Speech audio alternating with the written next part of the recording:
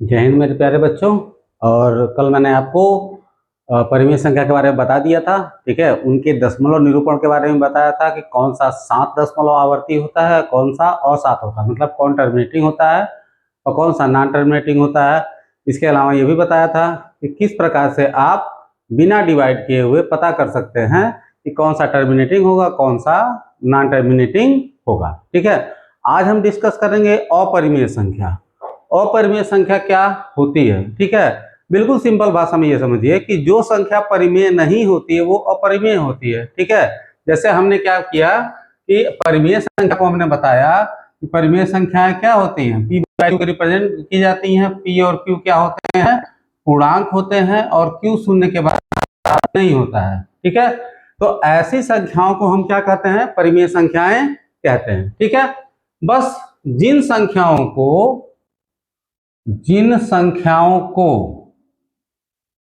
ठीक है, P by Q, जहां P और Q क्या हो, पूर्णांक हो, और Q 0 के बराबर न हो के रूप में न प्रदर्शित कर पाए, न प्रदर्शित कर सके, ठीक है, वो क्या होते हैं, अपरिमेय संख्याएं होती हैं। अपरिमेय संख्याएं होती हैं, ठीक है। तो जिन संख्याओं को हम P बाई क्यू, ठीक है, के रूप में प्रदर्शित नहीं कर पाते, ठीक है, P और Q क्या हो, पूर्णांक न हो, Q नॉट इक्वल टू 0, इस रूप में जिनको भी हम प्रदर्शित नहीं कर पाएंगे वो सब क्या होती हैं, अपरिमेय संख्याएं होती हैं, ठीक है। और इस चैप्टर का नाम क्या है, जो पहला चैप्टर है एनसीईआरटी में 10वीं क्लास में, उस चैप्टर का नाम है वास्तविक संख्याएं। तो देखिए, वास्तविक संख्या की परिभाषा अगर आपको पूछता है तो सभी परिमेय और अपरिमेय संख्याओं को मिला करके हम क्या कहते हैं, वास्तविक संख्याएं कहते हैं। All rational and irrational number are together called as real number, वास्तविक संख्याएं, ठीक है। अब हम बात करते हैं इनके एग्जाम्पल की, ठीक है। तो एग्जाम्पल क्या होगा, सीधे देखिए √2। अब √2 है, ठीक है। √2 को तो आप √2/1 लिख सकते हैं क्या, लेकिन ये पूर्णांक है, ये पूर्णांक नहीं है, पूर्णांक नहीं है, ठीक है। √2 क्या है, पूर्णांक नहीं है, इसलिए क्या होगा, ये अपरिमेय संख्या, परिमेय संख्या नहीं होगी। √3 की बात करें, ये भी पूर्णांक नहीं है, ठीक है। इसको √3/1 तो लिख तो सकते हैं, लेकिन ये भी पूर्णांक नहीं है, इसलिए ये भी क्या होगा, परिमेय नहीं होगा, ये क्या होगा, अपरिमेय होगा।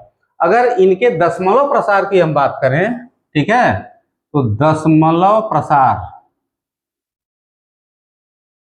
ठीक है, तो ये जो होता है ये नॉन टर्मिनेटिंग, ठीक है, एंड नॉन रिपीटिंग, न तो ये कटता है और ना ही रिपीट करता है, ठीक है, कटेगा भी नहीं और रिपीट भी नहीं करेगा। जैसे परिमेय संख्या हमने क्या पढ़ा कि अगर उनका दशमलव में हम क्या करते हैं, निरूपण करते हैं, तो या तो वो कट जाती है, ठीक है, या अगर नहीं करती हैं तो उसमें कुछ संख्या या एक दो संख्या क्या होती है, लगातार रिपीट करती है, तो वो परिमेय होता है। लेकिन जो इनका दशमलव प्रसार होता है वो क्या होता है, एक तो कटेगा भी नहीं और दूसरा क्या होगा, रिपीट भी नहीं करेगा। जैसे मान लो अगर हम √2 की बात करें तो ये आता है 1.414, ऐसे बढ़ता जाएगा, रिपीट नहीं करेगा, ठीक है। √3 की बात करें तो 1.732, ऐसे ही क्या होगा, बढ़ता जाएगा, ठीक है, और ये रिपीट नहीं करेगा। तो ऐसी सभी संख्याएं जो परिमेय नहीं होती उनको हम क्या कहते हैं, अपरिमेय कहते हैं, ठीक है। जैसा कुछ किताबों में आपको आया कुछ बताया जाता है कि वे संख्या जिनको P बाई क्यू के रूप में प्रदर्शित नहीं कर सकते हैं, जहां P और Q पूर्णांक नहीं होते हैं, Q 0 के बराबर हो जाता है, ठीक है, उनको अपरिमेय संख्या कहा जाता है, ठीक है, कोई दिक्कत नहीं है।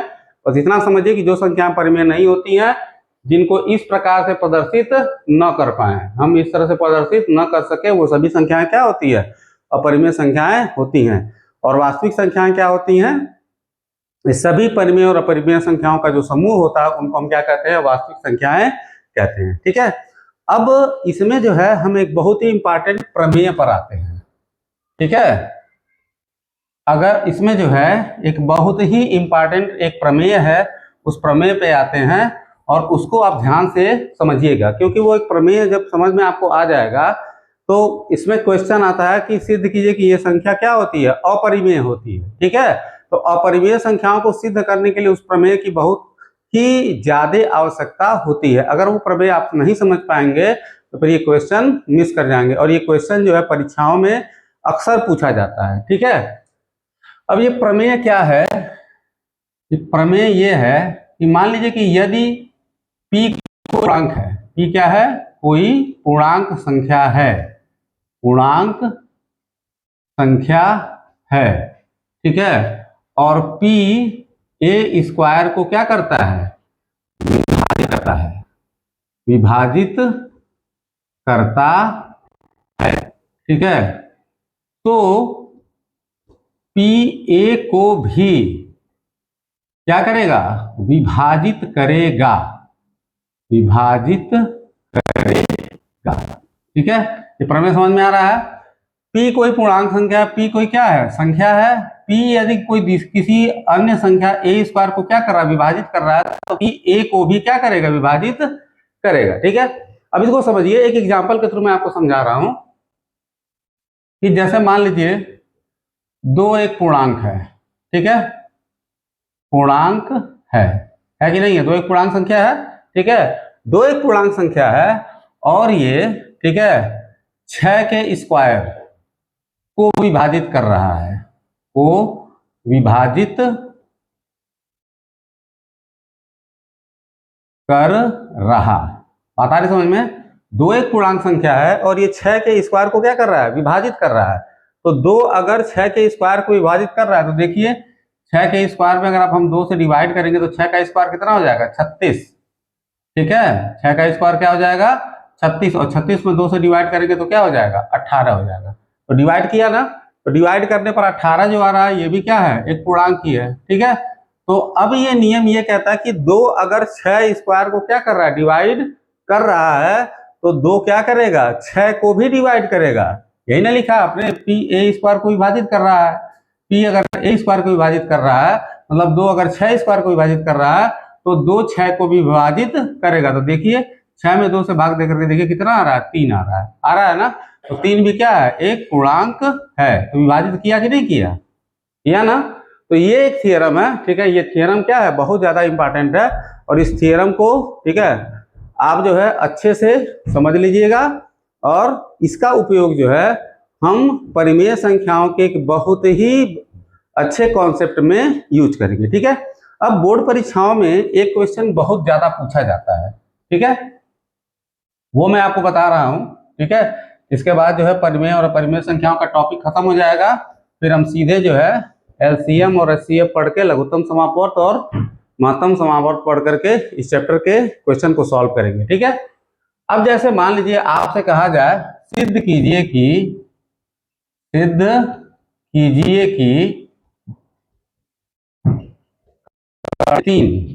एक अपरिमेय संख्या है, अपरिमेय संख्या है। ठीक है, ये बहुत ही इंपॉर्टेंट क्वेश्चन है और बोर्ड परीक्षाओं में ये अक्सर पूछा जाता है। और ये भी बात है कि 90% लड़के जो है इस क्वेश्चन को ठीक से समझ नहीं पाते हैं। मैं इसको समझा रहा हूँ, आप बहुत अच्छे से समझ लीजिएगा, प्रैक्टिस कर लीजिएगा, और अगर कोई दिक्कत होगी, कंसेप्ट में कोई दिक्कत होती है तो आप मुझसे कमेंट बॉक्स में पूछ लीजिएगा।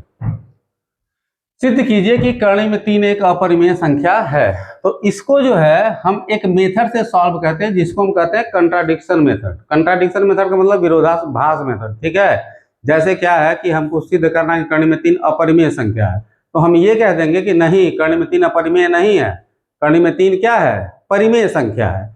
अब हम क्या करेंगे? कर्णी में 3 को परिमेय प्रूव करेंगे। ठीक है, अप्रूव करते जाएंगे करते जाएंगे करते जाएंगे करते जाएंगे, लास्ट में हमको पता चलेगा ओहो ये तो हमें गलत प्रूव कर रहे थे। ठीक है, कर्णी में 3 जो है परिमेय नहीं हो सकता। ठीक है, और ये क्या होता है? अपरिमेय संख्या है। अच्छा, इसको समझने से पहले एक चीज और देख लीजिए कि एक होता है को प्राइम नंबर, को प्राइम नंबर। ठीक है, को प्राइम नंबर इनको कहा जाता है सह अभाज्य संख्याएं, अभाज्य संख्याएं। ठीक है, सह अभाज्य संख्याओं का मतलब क्या होता है कि जैसे मान लीजिए मैंने लिख दिया 2/3। ठीक है, तो 2 और 3।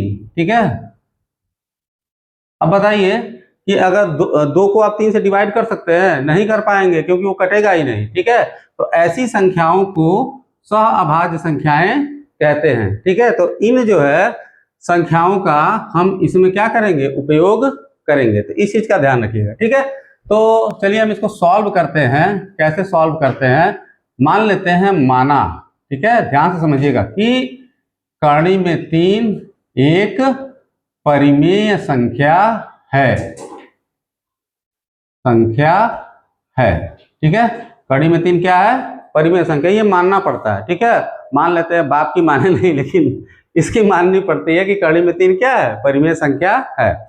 अब भैया कड़ी में 3 को आपने क्या कर लिया, परिमेय संख्या मान लिया। अब परिमेय संख्या जब मान लिए तब क्या होगा, तब चलिए लिखिए कि कड़ी में 3 अगर परिमेय संख्या है तो कड़ी में 3 क्या हो जाएगा, हम इसको P बटा Q के रूप में लिख सकते हैं। P Q क्या हो जाएगा, पूर्णांक हो जाएगा, और Q 0 के बराबर नहीं होगा। बात समझ में आ रहा है? ठीक है, अगर ये परिमेय है तो हम इसको क्या लिख सकते हैं, P बटा Q के रूप में लिख सकते हैं ना, यही ना आप जानते हैं।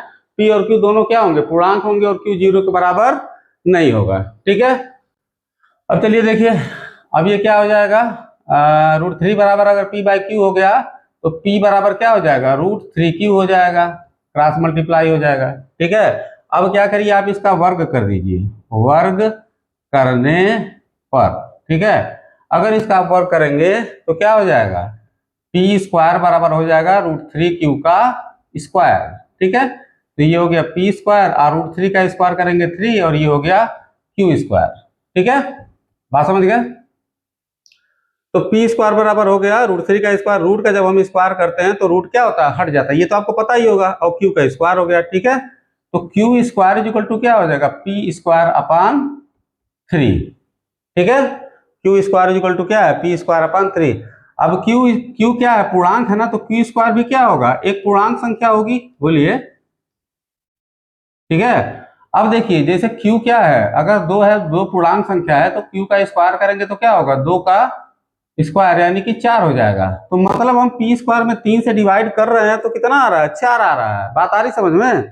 तो इसका मतलब क्या हुआ कि P² को 3 क्या कर रहा है, विभाजित कर रहा है, विभाजित करेगा तभी तो पूर्णांक संख्या आएगी, अगर विभाजित नहीं करता तो दशमलव में आता।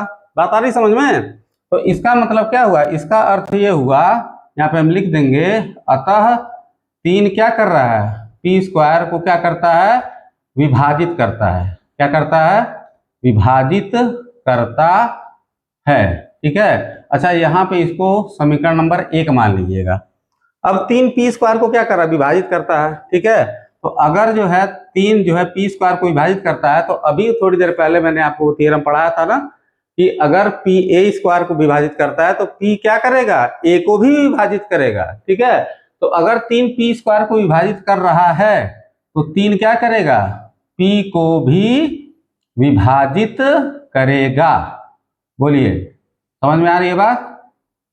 ठीक है, 3 क्या करेगा, P को भी विभाजित करेगा, और जब हम P को विभाजित करेंगे, ठीक है, 3 से, तो जब विभाजित करते हैं तो जब किसी संख्या, मान लीजिए अगर 12 को 2 विभाजित कर रहा है तो क्या होगा,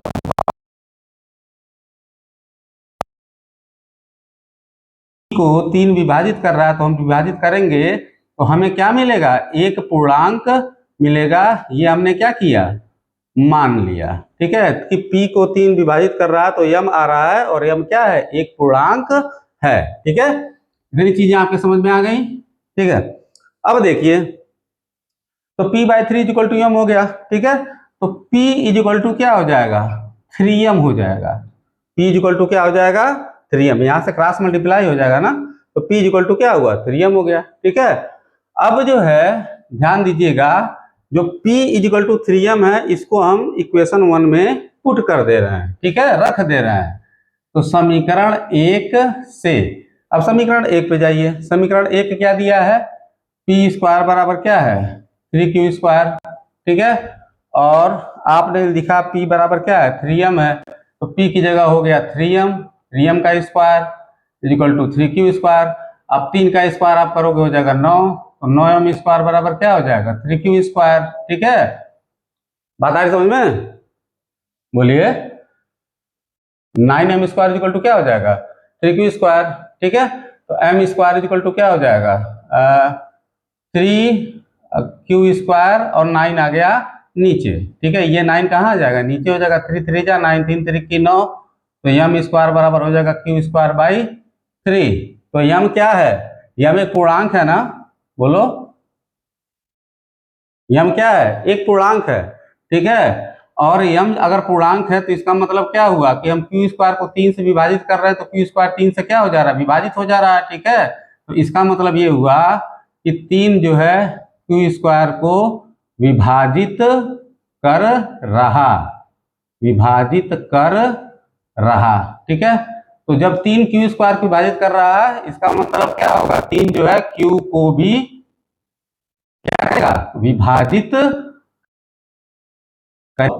भी थ्योरम पढ़ा था कि अगर pa² को विभाजित करता है तो pa को विभाजित करेगा। तो अगर 3q² को विभाजित कर रहा है, काट रहा है, तो 3q को भी क्या करेगा, विभाजित कर देगा। तो जब 3q को विभाजित कर दे रहा है, तो अब जरा देखिए, दो लाइन को देखिए, 3p को विभाजित करेगा, ठीक, और 3q को भी विभाजित करेगा। ठीक है, ये दो चीजें आई यहाँ पे। ठीक है, इसका मतलब क्या हुआ कि 3 जो है p और q का एक गुणनखंड है, गुणनखंड है। आता है समझ में? 3 क्या है, p और q का एक गुणनखंड है। जब 3p को भी काट रहा है और जब 3q को भी काट रहा है, तो इसका मतलब क्या होगा, 3p और q दोनों का क्या हो जाएगा, एक गुणनखंड होगा। तो जो मैंने देखिए अभी आपको बताया ना कि सहअभाज्य संख्याएं जैसे 2/3, तो यहाँ पे जो हमने PQi माना है, i जो ये पूर्णांक है, ठीक है, ये पूर्णांक जो होते हैं ये सहअभाज्य होते हैं। क्या होते हैं, सहअभाज्य। ठीक है, या को प्राइम नंबर होते हैं। क्या होते हैं, को प्राइम नंबर।